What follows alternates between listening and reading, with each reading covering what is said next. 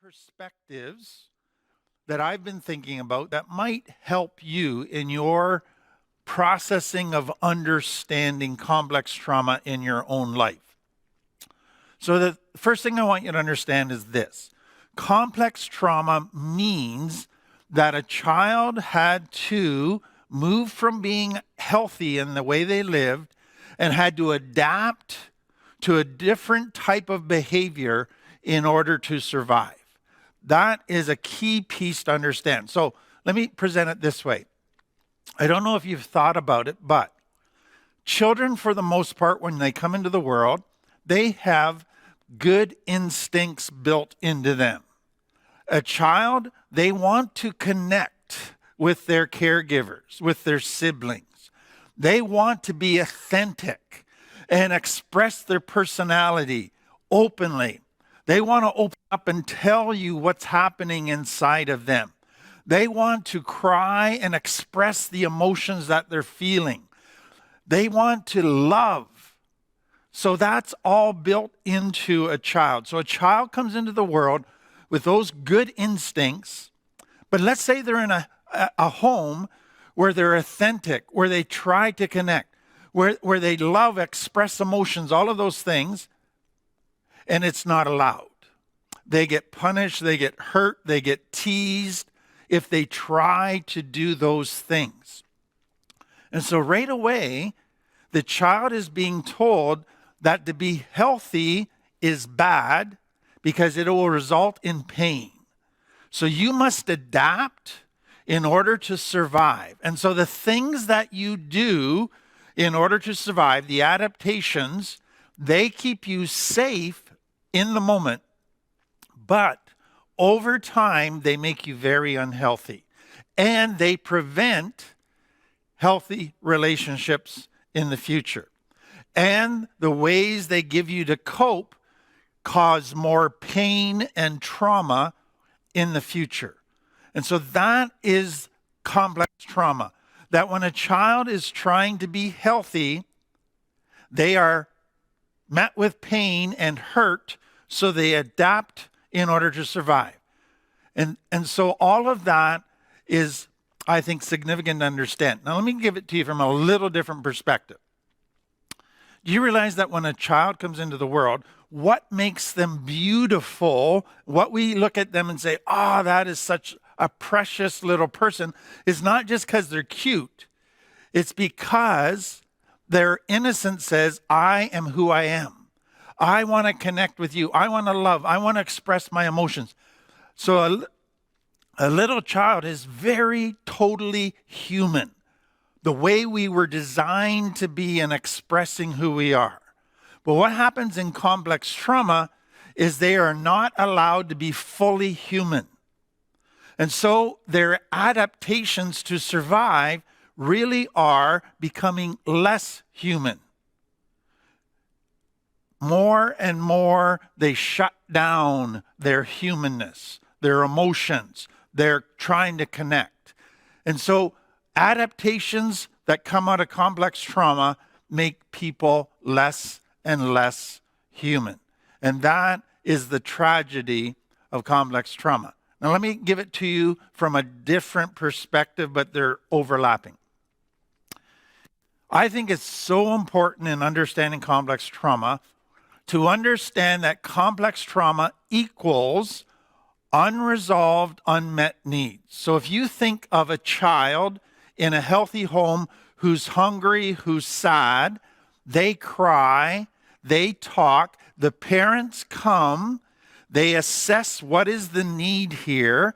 Once they figure out the need, they meet that need by giving them food, by giving them a hug, by letting the child talk. The need is resolved and the pain goes away. So an unmet need equals pain. In complex trauma, a child has a need, they cry, they express that need, and often they get punished for that expression of the need. They get told that they're selfish, but that need is not met. And so what does that then mean for the child? An unmet need that is not resolved means that you end up with unresolved pain. You sit in pain that you cannot resolve. And at some point, when you cannot resolve a need that is causing you pain, you then have to make decisions internally. So the child says, I don't want to live with this pain from this unresolved need. So I will harden myself. I will shut down so I don't feel that pain anymore. I will try to act like I don't need that need to be met. Or I will try to go fight, flight, freeze. I will just avoid. Or I will get angry. Or I will try to get that need met in an unhealthy way. I will adapt. And so complex trauma is all about unmet needs. Now, this can be really subtle. So you can have a child that grows up in a home where it looks like all their needs are met, but it could be that all their physical needs are met and some of their emotional needs. But if they have one or two needs that are not met and they've expressed it and asked for help, then they live with an unresolved need that is painful.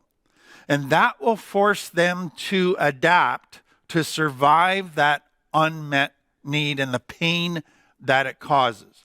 So let me give you some examples. And these are all that can come out of complex trauma families. The obvious one is a child doesn't feel safe.